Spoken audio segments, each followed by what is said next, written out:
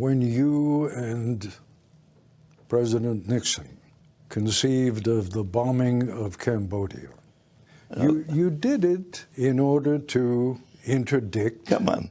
We have been bombing with drones and all kinds of weapons every guerrilla unit that we were opposing. It's been the same in every administration of either party. The consequences in Cambodia were particular. Come on now.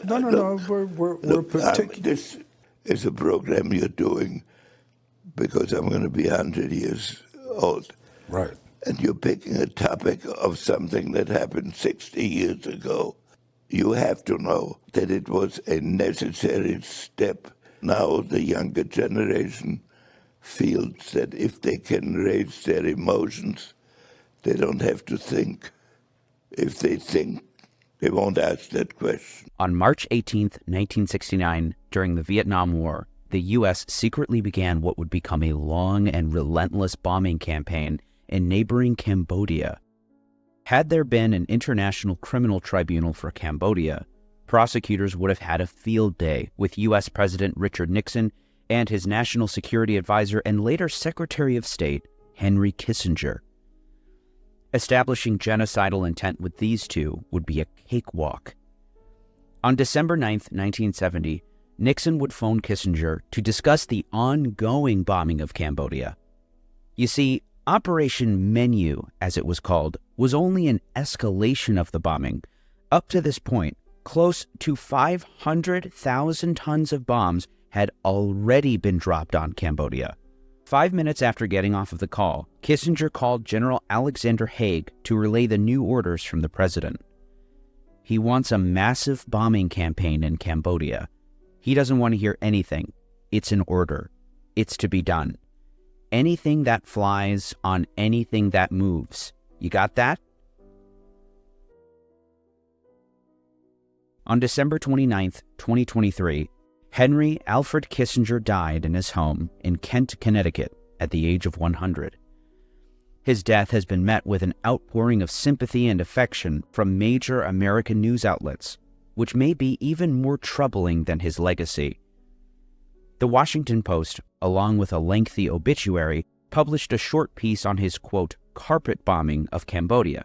In it, the authors write, Ben Kiernan, a historian at Yale University and a leading scholar of the U.S. legacy in Cambodia, has estimated that around 500,000 tons of U.S. bombs were dropped on Cambodia. Interestingly enough, this figure is from a paper that Kiernan wrote in 1989 called The American Bombardment of Kampuchea, where he cites a figure of 540,000 tons. However, either unbeknownst to the editorial staff at the Washington Post or insidiously omitted, Ben Kiernan actually wrote another, lesser-known article published in the Canadian Walrus magazine, in collaboration with Owen Taylor at the University of Oxford. This article was reporting that in 2000, upon a state visit to Vietnam, President Bill Clinton announced that he would release extensive Air Force data on all American bombings during the Vietnam War from the years 1964 to 1975. The still incomplete database reveals that from October 4th, 1965 to August 15th, 1973, the United States dropped far more ordnance on Cambodia than was previously believed. 2,756,941 tons worth. To put 2,756,941 tons into perspective, the Allies dropped just over 2 million tons of bombs during all of World War II. Cambodia may be the most heavily bombed country in history. Moreover, the two announced, the data released by Clinton shows the total payload dropped during these years to be nearly 5 times greater than the generally accepted figure. Nick Turse, author of Kill Anything That Moves, The Real American War in Vietnam, has clearly been prepared to write Kissinger's obit for years. Turse can appropriately be called America's leading expert, if not a foremost expert worldwide, on American war crimes during the Vietnam War. His book is probably the only one of its kind, solely dedicated to chronologizing these crimes in detail. Kissinger helped to prolong the Vietnam War and expand the conflict into neutral Cambodia, facilitated genocides in Cambodia, East Timor, and Bangladesh, accelerated civil wars in southern Africa, and supported coups and death squads throughout Latin America. He had the blood of at least 3 million people on his hands, according to his biographer Greg Grandin. He quotes Reed Brody, who worked on the Pinochet case in the UK. "Few people have had a hand in as much death and destruction, as much human suffering in so many places around the world as Henry Kissinger." Kissinger was born in Germany, born in the Bavarian town of Fürth in 1923. He was actually born Heinz. At 15, his family escaped the Holocaust, although at least 13 of their relatives would perish in concentration camps. In the U.S., he became Henry. Henry was withdrawn and bookish. In 1943, he was drafted into the Army and went on to lead raids in Gestapo houses, earning himself a Bronze Star. He attended Harvard University, where he wrote a lengthy doctoral dissertation called A World Restored, about European diplomacy following the fall of Napoleon.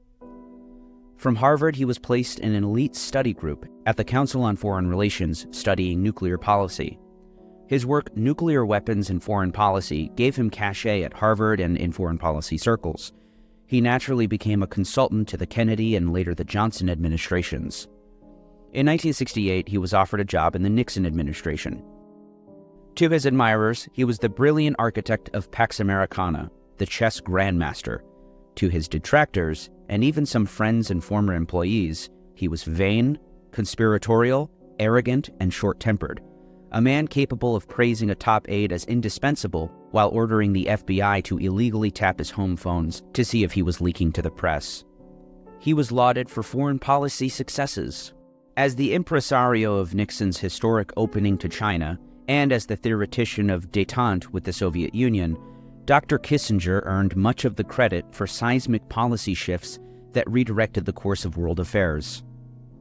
With his German accent, incisive wit, owlish looks, and zest for socializing in Hollywood and dating movie stars, he was instantly recognized all over the world, in stark contrast to most of his understated predecessors. Foreign policy expert Alfred W. McCoy of the University of Wisconsin-Madison has long been unimpressed by his record, writing in 2017, "Henry Kissinger was as inept as he was ruthless."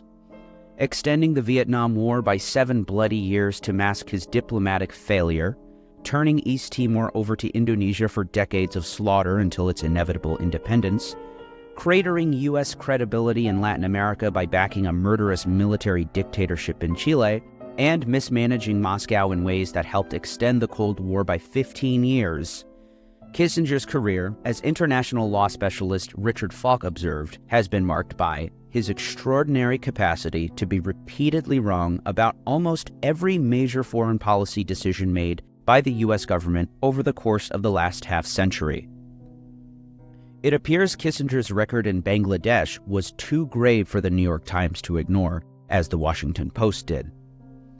Perhaps the most egregious episode came in the signals to Pakistan that it was free to deal with Bengalis in East Pakistan as it saw fit. Indeed, when Pakistan's U.S.-backed military was waging a genocidal war in East Pakistan, now Bangladesh, in 1971, he and Nixon not only ignored pleas from the American consulate in East Pakistan to stop the massacre, but they approved weapons shipments to Pakistan, including the apparent illegal transfer of 10 fighter bombers from Jordan. The human cost was horrific. At least 300,000 people were killed in East Pakistan, and 10 million refugees were driven into India. They also add East Timor to his list of dastardly deeds, a country the Washington Post did not even name a single time. He and President Ford approved Indonesia's invasion of East Timor in December 1975, leading to a disastrous 24-year occupation by a U.S.-backed military.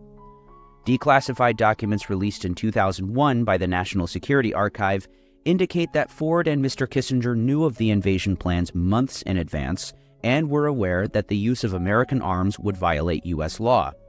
"I know what the law is," he said. They reported that more than 100,000 East Timorese were killed or starved to death. What they don't say is that that is a conservative estimate, and the number could be as high as 180,000, or up to a quarter of the entire population. They also don't mention that, according to the UN's Truth Commission set up after the Indonesian withdrawal, that mass starvation was used as a weapon of war. Of course, one has to mention the notorious Operation Condor, unmentioned by the New York Times or the Washington Post, but like I said, Nick Turse was prepared. "You did a great service to the West in overthrowing Allende," Kissinger later told General Augusto Pinochet, the leader of the military junta that went on to kill thousands of Chileans. In Argentina, Kissinger gave another green light, this time to a terror campaign of torture, forced disappearances, and murder by a military junta that overthrew President Isabel Perón. During a June 1976 meeting, Kissinger told the junta's foreign minister, "If there are things that have to be done, you should do them quickly." The so-called dirty war that followed would claim the lives of an estimated 30,000 Argentine civilians. Turse reminds us that Kissinger stoked a war in Angola and prolonged apartheid in South Africa. In the Middle East, he sold out the Kurds in Iraq. After Washington, Kissinger became wealthy through founding a consulting firm, Kissinger Associates. Turse writes, "The firm leveraged Kissinger's reputation and contacts to help huge multinational corporations, banks, and financial institutions, including American Express, Anheuser-Busch, Coca-Cola, Heinz, Fiat, Volvo, Ericsson, and Daewoo, broker deals with governments." The New York Times put it like so: "When Disney sought to navigate the Chinese leadership to build a $5.5 billion park in Shanghai, Mr. Kissinger got the call." Kissinger also continued to write policy recommendations and articles, and advised every single president from Nixon onwards. Indeed, current Secretary of State Anthony Blinken said upon Kissinger's death that he had sought counsel from the former diplomatic chief many times, including most recently about a month ago. Those who may be dismayed at how long Kissinger was able to live may have some solace in the fact that a mind that could unleash such hideous man-made horrors onto untold millions of people throughout the world, and do so without hesitation or apology, will never speak or advise another sitting U.S. official for the rest of time. And we can all breathe a deep sigh of relief for that.